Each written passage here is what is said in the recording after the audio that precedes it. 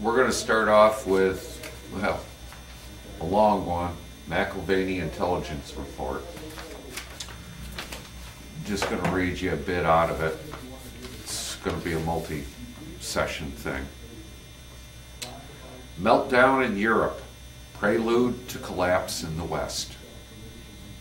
Intro. As this issue of MIA goes to press, the global financial system is destabilizing at a rate not seen since the Great Depression or World War II.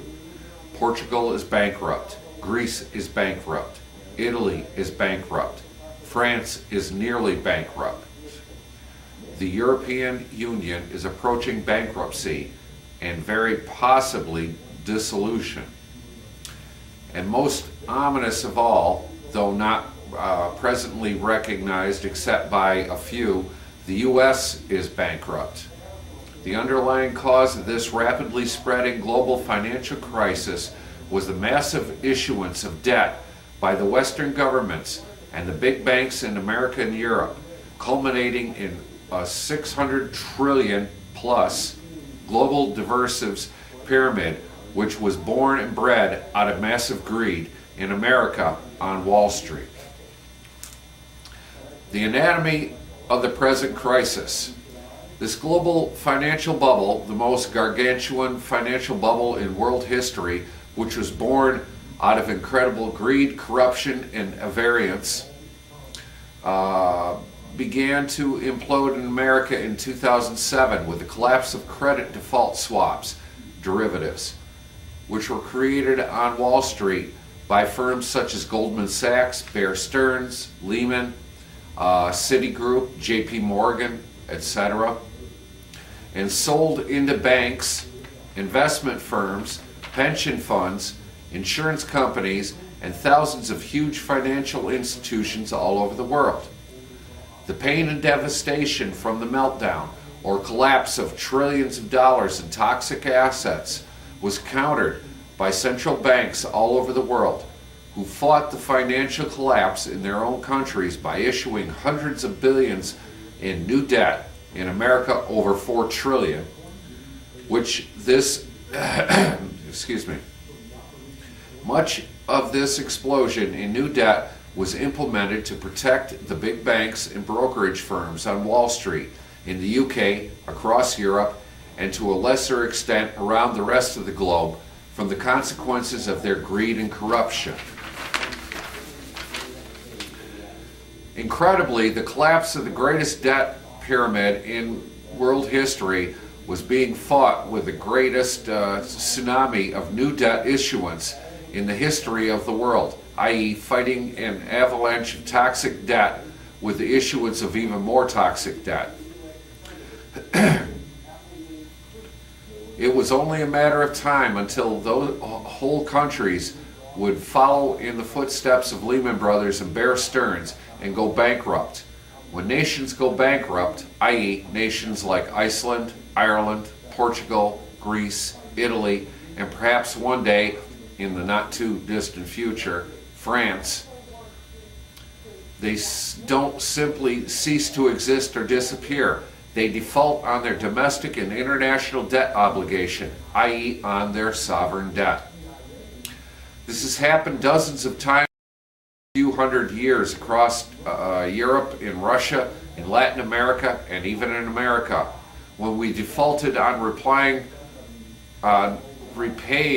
our global debt obligations in gold on August 15th, 1971. And herein lies the big problem in Europe today.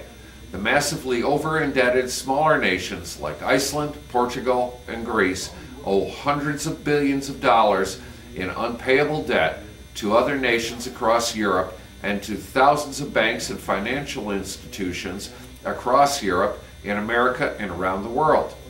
Italy, Europe's third largest nation after Germany and France, owes trillions of dollars in debt to these nations and institutions, and is clearly too big to bail out as they move toward sovereign debt default.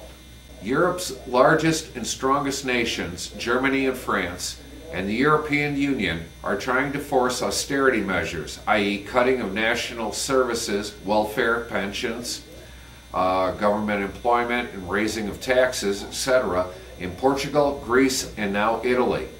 This is resulting in economic implosions in these countries, exploding unemployment, social unrest, and rioting, and recently the collapse of the governments in Greece and Italy. Contagion. Snowballing debt defaults. The great fear across Europe today is called contagion, i.e. the snowballing of sovereign debt defaults into an avalanche of defaults throughout the European banking, financial, and economic systems that brings the entire debt pyramid of trillions of euros in debt tumbling down in one gigantic holocaust of debt collapse. Since the onset of globalization a few decades ago, almost everyone owns the debt of almost everyone else. And this includes American financial institutions owning the debt of European financial institutions and governments, and vice versa. Just one or a series of sovereign debt defaults in Europe would trigger defaults throughout the entire European banking and financial system, which would trigger economic collapse and depression across Europe, the UK, and America. Asia, the Middle East, Russia, and Latin America would all be affected, but much less so than Europe, the UK, and America. And Asia would recover much faster from the debt implosion in the West because they are far less exposed. Giants versus pygmies. There are only two countries in Europe with the financial muscle to bail out the weaker countries, Portugal, Greece, and possibly even Italy, those being Germany and France. But that would require massive inflating. In America, we call it quantitative easing, which is understandably anathema to the peoples of Germany and France, who have both experienced severe hyperinflation over the past few centuries, which triggered the rise of Hitler and the Nazis in Germany and the French Revolution in France. So there is great political opposition in Germany and France to bailing out weaker countries. And now the looming possibility of sovereign default in Italy, Europe's third largest nation, is causing even more panic and opposition to such bailouts. However, pushing the bailouts in the European Union, which is losing global credibility as a result of the present crisis, and could see the collapse of both the European Union and the euro if snowballing financial meltdown should eventuate. We're going to call it quits here. I need to put in a new tape. I will continue. Peace out.